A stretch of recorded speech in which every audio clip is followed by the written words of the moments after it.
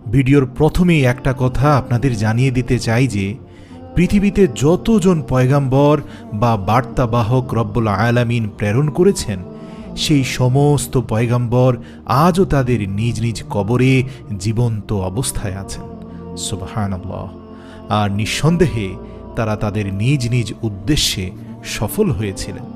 মহান আল্লাহ তাআলা সূরাতুল আম্বিয়ায় বলেছেন, সকল নবীরা সফল হয়েছেন এবং এই সূরায় মহান রব্বুল আলামিন সকল নবীদের প্রতি সালাম প্রেরণ করেছেন।